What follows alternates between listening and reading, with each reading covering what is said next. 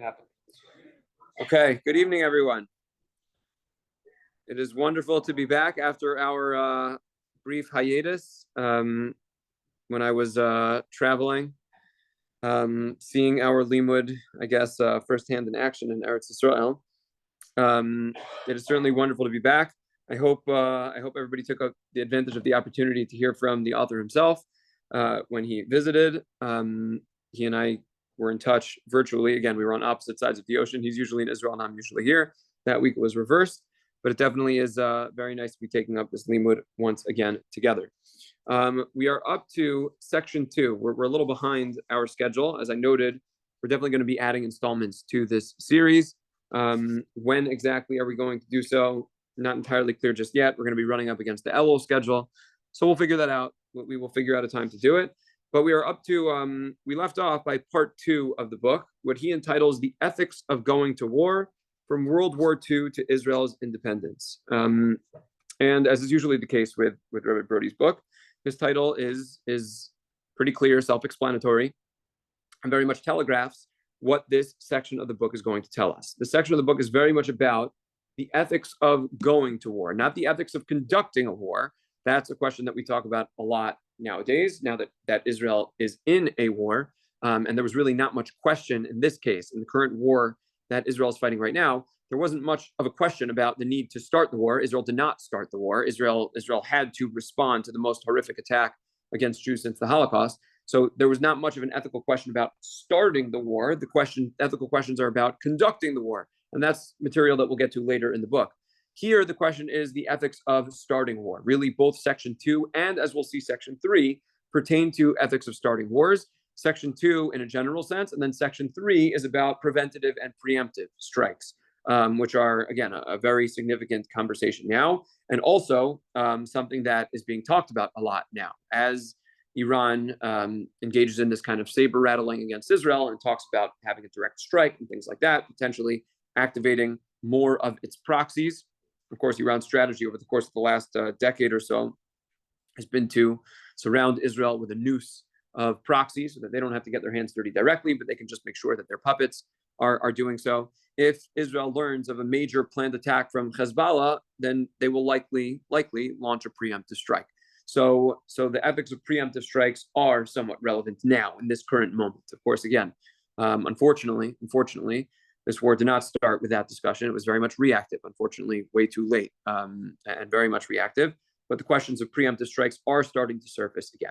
But before we get to preemptive strikes, before we get to the ethics of how to conduct a war, we're going to talk about some broader issues pertaining to when to fight a war. And in this section, in these chapters, I identified 3 broad subjects, so 3 broad questions that Rabbi Brody addresses. There are certainly other sub-questions, and we'll talk about some of them tangentially, but 3 broad questions about when to start a war and the assessment in each case as to whether starting a war is ethical, under what circumstances it is ethical, under what circumstances it is unethical, and historical precedent and examples that deal with these questions. I identified the 3 questions as, number 1, rebellion against unjust rule. If you have an unjust ruler, at what point does that injustice become sufficient to actually justify armed conflict against that unjust rule, overthrowing that unjust rule? Section 2 is the question of fighting for honor versus survival. This is the Masada case. Are there any cases where we are justified in fighting for the honor of the Jewish people, even if engaging that fight has no real hope for survival? Is that ever ethical? It's question number 2. And question number 3 is internal Jewish fighting, intra-Jewish fighting. Is that ever justified or is it not? And what are some of the historical precedents for that as well? Are we going to get to all 3 tonight? I'm not sure. We have a hard stop at 9 o'clock for the 9 o'clock Mariv, but let's at least try to get through as much material as we can. And again, we start with the first question of rebellion against unjust rule. Now, rebellion against unjust rule has a rich history, certainly in our country, in the United States of America. That is the basic premise for the foundation of this country. There was taxation without representation on part of the royal crown, and the colonists at a certain point were fed up with the unjust rule coming from across the Atlantic, and they felt justified in overthrowing that rule, and that is how this great nation met its foundation, met its start. It was founded on the principle that it is just to rebel and establish self-rule when rule is unjust. But this also played a major role in not just the United States, in many countries across the world, and that includes the modern state of Israel, that includes Medinat Yisrael. And the conversation began in the late 1930s, was then put on pause, and then resurfaced in the mid-1940s. As Rabbi Brody chronicles, you had a major white paper put out by the British Empire in 1939. Of course, in the 1930s, pre-World War II, the British were still the dominant empire in the world, with holdings literally all across the world. The famous expression was, the sun never sets on the British Empire, because literally at any point of day, there would be part of the world, a part of the British Empire where the sun would be shining. So you had this massive empire, which included the Palestine Mandate, included what is now the State of Israel, what was then again, British mandatory Palestine. And the British issued these white papers severely limiting Jewish immigration to the Holy Land. They felt that there was too much ethnic tension in the Holy Land between the Arabs and the Jews. They decided the easiest way to do it is to make Jews pay the price, and they restricted Jewish immigration to the Holy Land.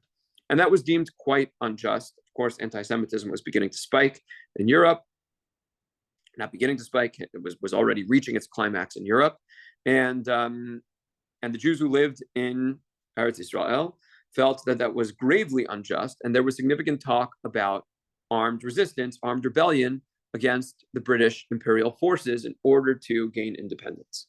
Why was this put on pause? For obvious reason. This white paper was issued in 1939. Of course, we know in September of 1939, Hitler invades Poland on September 1st, 1939, kicking off World War II. He very quickly, after quickly conquering Poland, he turns his panzer divisions west and starts marching across Belgium and France and really across Europe in really just a few short months. And by the summer of 1940, he effectively has most of Western Europe under his control.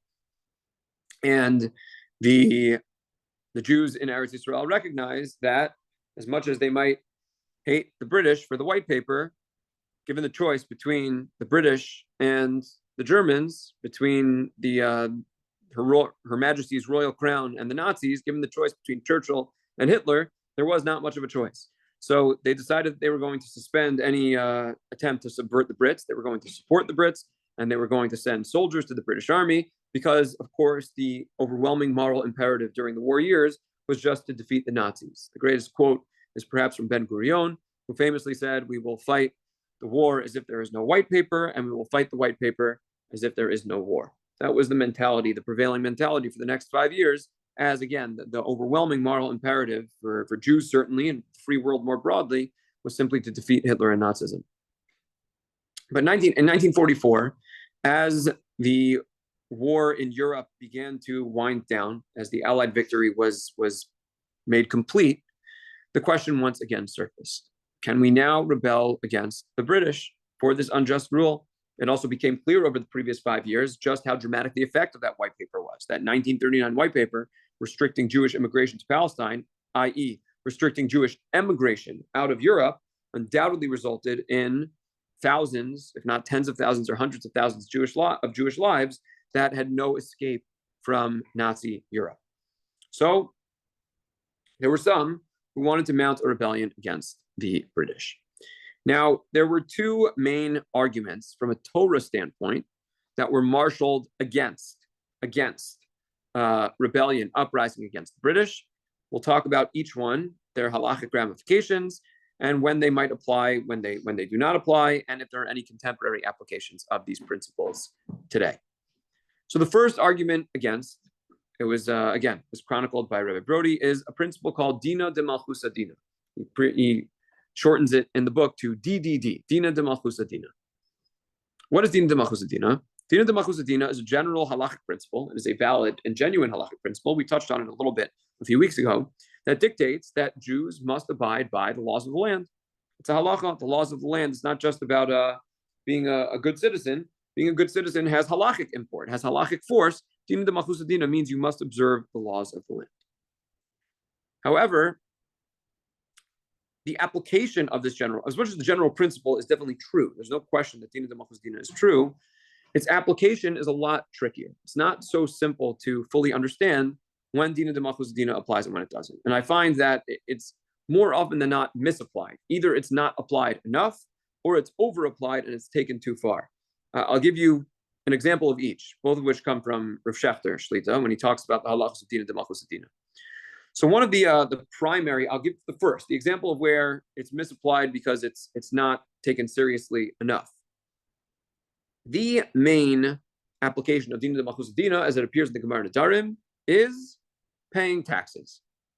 Right now, we live in a democratic society with all sorts of laws and regulations governing our behavior, et cetera, et cetera. But the most basic obligation imposed by the principle of Dina de Malchus Dina is an obligation to pay taxes. Now, there is one Ran in Nedarim. The Ran in Nedarim is probably the most important commentary on Maseches Nedarim that we have. It takes the place of Rashi and Tosfos. The Ran in Nedarim is critical for the learning of Maseches Nedarim. And based on the Ran in Nedarim, one can make a diuk that this obligation to pay taxes would only apply in the case of a monarch who actually owns the property upon which you live, but would not apply in a democratic society. There's a diuk to be made in the Ran that the reason why you have to pay taxes is because the hegemon, the person who's the monarch or the ruler, they own the land, you're living on their land, therefore you have to pay taxes. But if nobody owns the land, then maybe you don't have to pay taxes. Now, Schechter, for a variety of reasons, does not think that is true.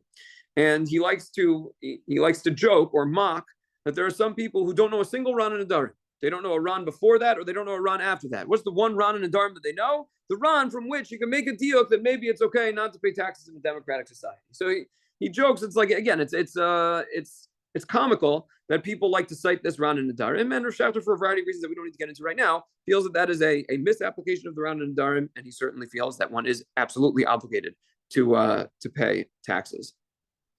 I'll just to show you how far it's taken. My brother, one time when he was living in New Jersey and he was commuting, now he lives in Eretz Yisrael, and he was commuting into New York City, he was commuting into YU. One time he used to drive with his kids in the car. So he always used to get carpool. When they still had carpool on the bridge, he used to always get carpool. And one time he was driving by himself, but reflexively, like almost naturally, he just flew up and he said carpool because he always had the kids in the back. And they didn't check. They gave him carpool and he drove over the bridge. And he felt like terrible. He was thinking about like driving back and driving over again. So he went to Rav Shechter to ask a shayla. Rav Shechter said, like, don't drive yourself crazy, be normal. But Rav Shechter also said, so the next time you have kids in the car, so you won't claim carpool, and that way you'll pay tashlumin for the fact that you accidentally claimed carpool. So you have to pay taxes. That's where it's not applied widely enough. Sometimes it's over applied and it's taken too far. Shechter likes to tell a story about the Rav. I don't know if this is intended to be a true story or it's an apocryphal story to demonstrate a point, but apparently the Rav one time was approached by a Reform rabbi who attacked him. The way Rav Shechter tells the story, he said, Dr. Soloveitchik, I don't understand you. You have all these rules pertaining to Gittin, pertaining Jewish writs of divorce. You have this whole court system called Beis Din pertaining to how to properly administer a Jewish divorce. He says, why do you need any of that? There's a legal process for divorce nowadays. And Dina de Malchus Dina. So why exactly do you need to go through the whole Jewish legal process if there is a secular legal process? Now, of course, that's an over-application and grave misapplication of the halacha. Just because the government has their system, which is perfectly legitimate, that doesn't mean that system dictates how Jewish law works. There's also legal marriage. That doesn't mean you don't need to have a kiddushin. And there's all sorts of other ceremonies that exist in Jewish law that are not part of the legal system. And it's obvious as well that if the government would come along and say that every citizen of the state of New Jersey is obligated to eat chazer for breakfast on Sundays, then that would not be Dina de Malchus Dina. If they told us that we're obligated to go to work on Saturdays, that would not be Dina de Malchus Dina either. Those are over applications and misapplications of the halacha. So it's a very difficult principle to apply. And when it comes to this question regarding the application of Dina de Malchus Dina to overt rebellion against the government, it's similarly tricky in application. So there was a major debate over blowing the shofar on Yom Kippur at the Kotel in 1944. The British said, Yom Kippur at the Kotel, no shofar. It's going to upset the local populace. There's no shofar on Yom Kippur at the Kotel. Menachem Begin decided they were going to blow the shofar anyway. Who are the British to tell us whether we could blow the shofar or not? The chief rabbis of Israel, Rav Herzog and Rav Uziel, the Ashkenazi and Sephardi chief rabbanim, were both against. They were actually against blowing the shofar. as Rabbi Brody points out, it is most likely not due to Dina de Malchus Adina, but rather Pikuach Nefesh. They probably felt that it was a matter of Pikuach Nefesh, that it was dangerous, that people were going to be killed. It's not worth blowing the shofar as much as we may be justified in doing so, because it's going to be Pikuach Nefesh. I will note parenthetically that a similar discussion, not quite the same, similar discussion was literally playing out in the Israeli public over the last few days. Over the last few days, you had a Chaver Knesset, a firebrand Chaver Knesset, who was likely looking to start a fight, who went up to the Harabayas in order to daven. And what was the response of the public? So you had pushback just today. There was pushback from a number of prominent Rabbanim who protested on two grounds. Number one, they don't support going up to the Harabayas for halachic reasons. There are lots of questions about Tumah v'Tahara. That's a fascinating halachic question. It's a shir for another time. They oppose going up to the Harabayas. And number two, they said that we're not looking to create a fight right now. They were, again, I don't know if they put it exactly in the terms of Pikuach Nefesh, but that was some of the pushback as well.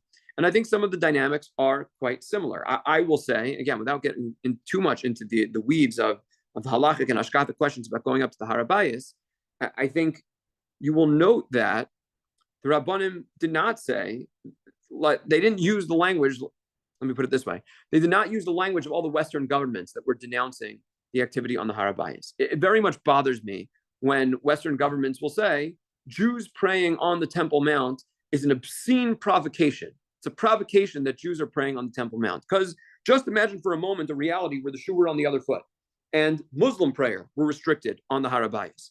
Again, the amount of international condemnation of Israel for those discriminatory practices, it's hard to even imagine. So now Jewish prayer is restricted in Judaism's holiest site, and Jewish prayer in that holiest site is a grave provocation. That's a formulation that really troubles me. I don't like that formulation. When the Rabbanim say we have halachic objections and there are matters of Pikuach Nefesh to consider, that's a different type of critique. That's a different type of consideration that is owed a lot more serious consideration. And that appears to be the argument that Rav Herzog and Rav Uziel had against blowing the shofar on Yom Kippur at the Kotel in 1944 against Begin's choice to blow the shofar then. What do we make of this whole Dina de Malchusa argument? To me, it seems to be a very clear overextension. I don't think there's any way to say that Dina de Malchusa Dina dictates that if you have an unjust overlord, like the British mandate, you have to do whatever they say, no matter how unjust against the Jews, because of Dina de Malchusa Dina. It's hard to make the argument. Now, that's notwithstanding a quote from Rav Hirsch that he provides on page 156 for those who have the book. If you open up to page 156, he has this quote from Rav Hirsch on Dina de Malchusa Dina. It's the middle paragraph here. This duty is an unconditional duty and not dependent upon whether the state is kindly intentioned towards you or is hard. Even should they deny your right to be a human being and to develop a lawful human life upon the soil which bore you, you shall not neglect your duty, loyalty towards king and country, and the promotion of welfare wherever and however you can. That's a line from Rav Hirsch. It's not like from some random rabbi in Germany. It's a line from Rav Hirsch, but it's a shocking line from Rav Hirsch. As Brody points out, insofar as he was talking about Germany, right, and a country that he was saying, in theory, denies your right to be a human being, right? It just reveals just how shocking the quote was from Rav Hirsch. And if you just fast forward a few decades in history, you realize that it was quite obviously wrong. So I'm not usually in the business of arguing with Rav Hirsch, but it seems quite clear to me that saying Dina de Malchusa here prohibits rebellion against unjust rule seems certainly incorrect. And certainly if there was Pikuach Nefesh on the other side of the ledger, right? There's Dina de Malchusa, we need to listen to the British. But on the other side, there's Pikuach Nefesh. There are Jews trying to run from Nazi Germany or the remnants of Nazi Germany. We know that many Jews were killed after the Holocaust was over, after World War II had ended. They're trying to get to Eretz Yisrael, where they potentially can build a life for themselves. And if it were a matter of Pikuach Nefesh for them, to say that Dina de Malchusa would trump that, very, very difficult to make that argument. So I think the argument of Dina de Malchusa is a strained argument. It's very, very difficult to make. Which brings us to argument number two, which I think is also strained, but a very important argument to understand. And that is the famous Gimel Shavuos, the three oaths of the Gemara Ksubas Daf Kuf Yod Aleph. What is the objection of the Gimel Shavuos? Now, this is one that's important to understand because in certain strains, and as I will emphasize in a moment, certain very limited strains of the Haredi world, the Gimel Shavuos still is an argument that is taken seriously. That is an important part of their hashkafa. But what does the Gemara say? So in short, the Gemara Ksubas Daf Kufid Aleph, and again, this too is worthy of a full-length shir in its own right. But the Gemara says that HaKadosh Baruch Hu demanded 3 oaths from Klal Yisrael and from the nations. What were the 3 oaths? So the Bnei Yisrael made an oath not to ascend en masse to Eretz Yisrael. Of course, individual Jews can move to Eretz Yisrael. It's a mitzvah to move to Eretz Yisrael. Yishuv Eretz Yisrael is a mitzvah, likely a mitzvah min Torah. The Rambam famously does not count it in his 613 mitzvahs, but does mention it in Mishnah Torah. It's certainly a mitzvah on some level, but en masse, they will not go to Eretz Yisrael, number 1. Number 2, the Jews swear they will not rebel against the rule of the nations. Until the times of Mashiach, they will accept the subjugation of the diaspora. It's number 2. And number 3, the nations of the world, what do they swear? They swear not to subjugate the Jews excessively, and not to persecute the Jews excessively. They will have the Jews as their subjects, but they will not engage in horrific persecution and discrimination and all of the oppressive practices that are excessive beyond basic rule. Those were the Gimel Shavuos. So what's the argument against Zionism? The argument against Zionism is that it violates the first 2 oaths. Bnei Israel took a shvuah not to ascend en masse to Eretz Yisrael. Basic foundation of Zionism is that the Jewish people are going to come back to our ancestral homeland, and that we won't rebel against the rule of the nations. So we have to accept other nations as our overlords. The notion of Jewish independence also violates one of these oaths. That is the argument. Now, it's also very important to understand who buys this argument and who does not. And this I cannot emphasize enough. Mainstream ultra-Orthodox Jewry does not buy into this argument. Mainstream ultra-Orthodox Jewry does not buy into Zionism because, for a very simple reason. Why not? Why not? Because it's not from. They're not from. We want to maintain our way of life. We want to maintain our frumkeit. We want to maintain Torah. We want to maintain mitzvos. The secular world has all sorts of pernicious influences. The secular state is not from. Remember, the early Zionists were not just irreligious, they were anti-religious. So they're not from. So we don't want to deal with the friars. We don't want to deal with the people who are not from. That is the mainstream ultra-Orthodox objection. It's not rooted in these Gimel Shavuos. It's not rooted in anything theological. It's rooted in pragmatic. They are not from. They don't observe Torah mitzvos. We want to maintain our distance. Of course, as a religious Zionist, our response is, okay, so they're not from. That doesn't mean that everything they do is wrong. They could do great things in terms of Hakamat Medina and establishing Jewish independence and returning us to our homeland. And B, if we're not yet at a point where everybody observes Torah mitzvos, let's get to a point where we observe Torah mitzvos. Let's have a positive influence. Let's engage, etc. But that is the mainstream Haredi argument. The Gimel Shavuos does play an important role in the ideology of Satmar. It's an important idea in the ideology of Satmar, and it's very important in the ideology of the Niturei Karta. Now, I also want to point out that the Niturei Karta who march with our friends in Teaneck here, or who march with Palestinian protesters, who celebrate terrorists, who go to Holocaust denial conferences in Iran, literally, that they are also, again, I can't emphasize enough, they are not representative of any mainstream sect of Judaism. Non-Orthodox, Orthodox, ultra-Orthodox. They are non-representative.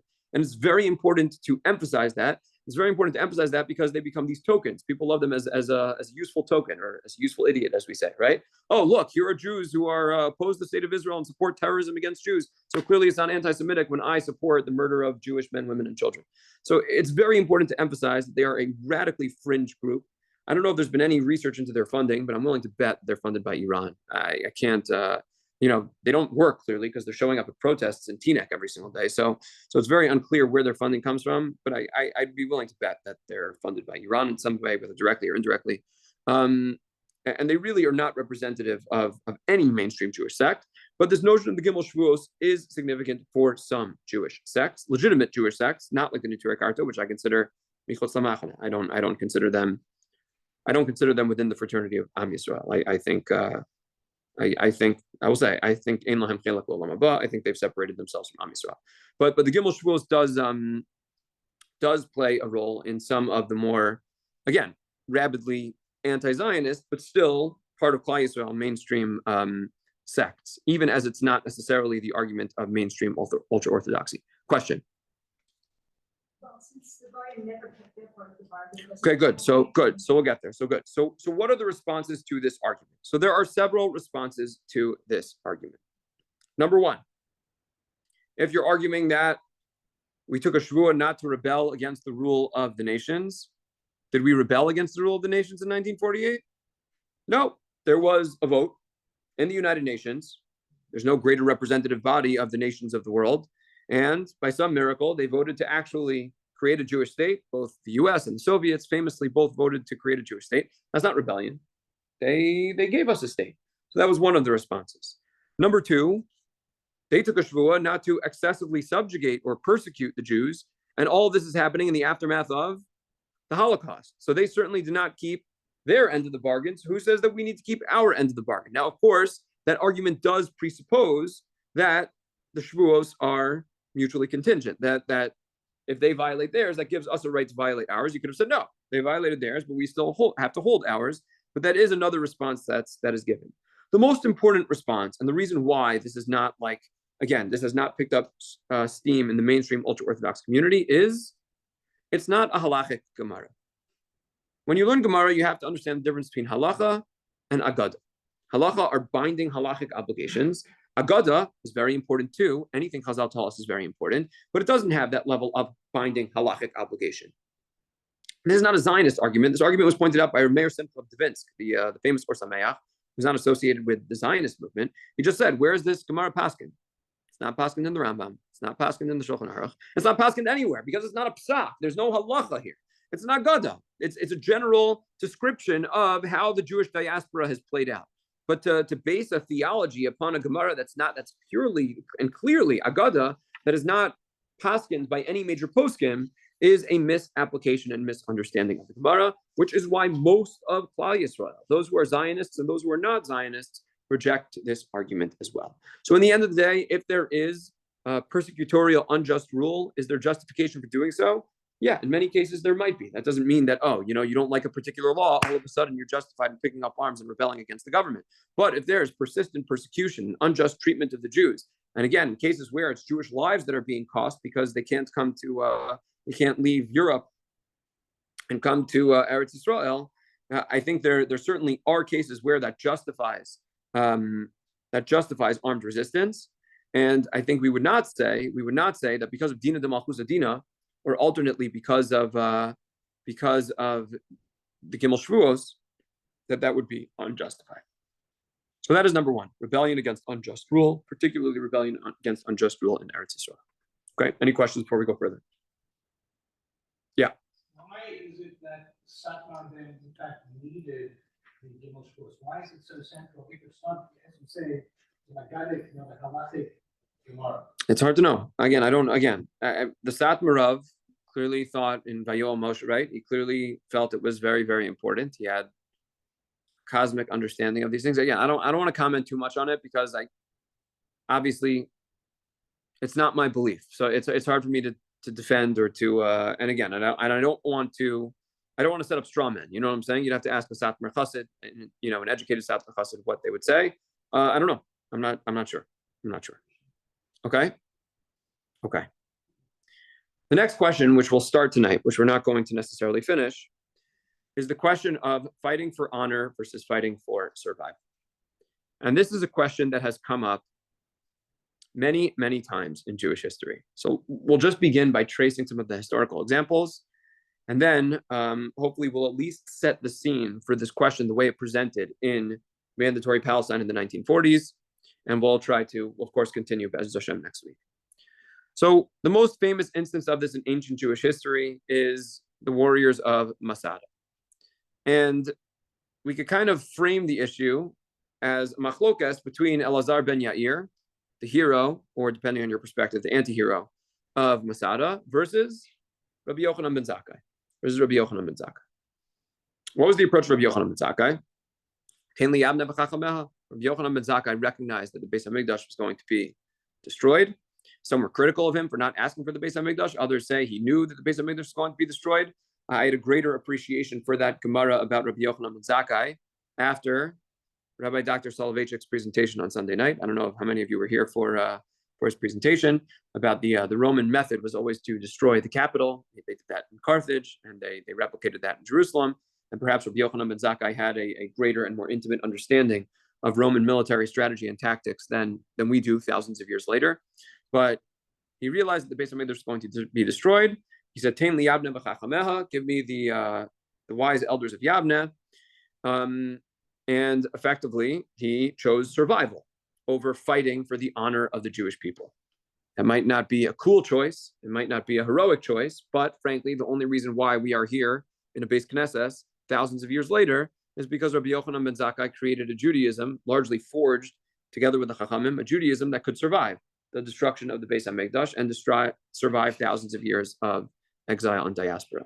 By contrast, Elazar ben Yair, famously, on top of Masada, when they resisted for a long time, and then ultimately the Romans used Jewish slaves to build a ramp, etc., they chose mass suicide. They chose to kill themselves rather than be taken captive by the Romans. They chose the honor of the Jewish people over the degradation of subjugation and potential survival. They could have survived as slaves. They said better to die with honor than to live as a slave to the Romans. From a halachic standpoint, our perspective on Masada was a machlokas between Rav Goren. Rabbi Brody calls it a machlokas between Rav Goren and Rav Neria. It was really a machlokas between Rav Goren and virtually everyone else. Rav Goren lionized the heroes of Masada. Most in the rabbinic tradition do not lionize the hero of Masada. They have this hashpa'ah that Masada will not fall again. There's something heroic about the story. But in terms of the decision to commit mass suicide rather than potentially survive, most Rabbanim, again, with the notable exception of Rav Goren, most Rabbanim would say that it is better to pursue survival than to commit mass suicide, despite the degradation that comes with the slavery and the subjugation. Better to live and compromise on dignity than to die with honor, but compromise on your survival. This became a major, major question in medieval Jewish history in the context of the Crusades. This became up, and it's funny, like we're talking about this on the 10th of Av. If you looked at some of the language of the Kinos that we read just yesterday, the language of the Kinos similarly describe these acts of mass suicide, not just mass suicide. Rather than converting and submitting to the cross, rather than submitting to the baptismal waters, many Jews took their own lives. Many Jews took the lives of their families. We described them in the Kinos. They made a bracha of Al Kiddush Hashem, and they slaughtered their families, their children. And that posed a major, major shaila. It was a shaila in theory, machlokes between the Rambam and Tosfos, and a shaila in practice as well. The machlokes between the Rambam and Tosfos is this. Let's say someone tells you, a non-Jew puts a gun to your head, says, eat this bacon sandwich or I'll kill you. So famously, the halacha is, you eat the sandwich and you save your life. What if you decide, I'm a very holy Jew, and I've decided, to me, I will never let bacon touch my lips. I will never let it touch my tongue. I would rather give my life than eat the sandwich. What's the halacha on that circumstance? Are you licensed to go lifnim mishura zadin, beyond the letter of the law, when it comes to Kiddush Hashem? Are you allowed to give your life or are you not? Again, it's similar to our question here. Are you obligated to pursue survival? Or can you say, no, I am willing to give my life for the honor and the integrity of Torah, mitzvah, halacha. I'm going to give my life. Are you allowed to or no? It is a machlokas between the Rambam and Tosfos. The Rambam maintains, not only are you licensed to eat the sandwich, you must eat the sandwich. And if you did not, you have committed an aveira. You're trying to do something righteous. You may have had the best and most noble of intentions, but the Torah values life. And if you misplace those priorities, if you refuse to eat the sandwich and give your life, the Rambam says, you have done an aveira. By contrast, Tosfos argue, no, you're allowed to eat the sandwich, but if you choose that you're an extra righteous person and you're not going to touch it, you are allowed to give your life rather than violate the aveira. And it happened in practice as well. There's a horrific tshuva of the Maharam Mirutenberg, tshuva of the Maharam, where someone asks a shaila. He says, the Crusaders were coming, and we decided that we were going to give our lives rather than submit to the baptismal waters, than submit to the cross. So I shechted the members of my family, and then I got ready for the Crusaders to take my life, and they rode off. They missed me somehow. So now I'm alive after having put the rest of my family to the knife. And he asked the Maram, how can I do tshuva for something like this? It's like a mind-blowing, it's just a heart-rending, horrific tshuva. But the poskim had to deal with this. And there's famously academic debate about this between Dr. Chaim Soloveitchik and Avram Grossman. Dr. Avram Grossman, two of the giants of the history of halacha and medieval Judaism, about how exactly the Baalei Atosos grappled with these issues. But there too, you had a question of to what degree you have to pursue survival versus am I allowed to actively take my life or potentially even take the lives of others in order to preserve the honor, integrity of Torah, halacha, mitzvah, the Jewish people. And then finally, one final example before we get to the example that happened in the early days of the state. Another example that came up was the Warsaw Ghetto Uprising. And Rabbi Brody notes that the Warsaw Ghetto Uprising was met with support from Rabbi Menachem Zemba. Menachem Zemba was one of the towering gedolim of pre-war Europe. We only have one of his svarim, which is a massive tragedy, because his one sefer, you can't learn the first parak of Pesach Shabbos without his sefer. Apparently, he wrote a running commentary on Yerushalmi, which we lost. Rabbi Menachem Zemba was a towering gadol, and he supported the Warsaw Ghetto Uprising. There were others who opposed it. Menachem Zemba argued that in the context of the Nazis, Kiddush Hashem can be achieved through death. Even if we are going to die, it is a Kiddush Hashem. Again, think about what he's saying. He's saying that that fighting in order to preserve the honor and integrity of the Jewish people can indeed achieve a Kiddush Hashem. There's more to talk about in that argument. We don't have time to fully pull it apart right now. I will say it's important to note that unlike in the case of Masada, in the case of the Warsaw Ghetto Uprising, survival was not an option. So in other words, this Rabbi Menachem Zemba likely knew this was not a choice between honor of Klal Yisrael versus survival. It's a question of honor of Klal Yisrael versus no honor of Klal Yisrael. Survival was not going to happen. They were liquidating the ghetto. They knew exactly what their fate was going to be. Maybe some individuals could have potentially survived, but there was going to be no significant portion of the population that was going to survive. So in that instance, he felt there was Kiddush Hashem in fighting against the Nazis in order to preserve the honor of Klal Yisrael. So you had all of these examples. And then you have the question of what should the Jews in Palestine in the 1940s do? We'll document the history next time. Erwin Rommel, Hitler's most talented general, is marching across North Africa, heading towards the Jewish population in Palestine. If he reached there, they had every reason to assume they would meet the same fate as all the Jews of Europe. Do they run? Do they fight? We'll, Be'ez Hashem, have a discussion about it next week.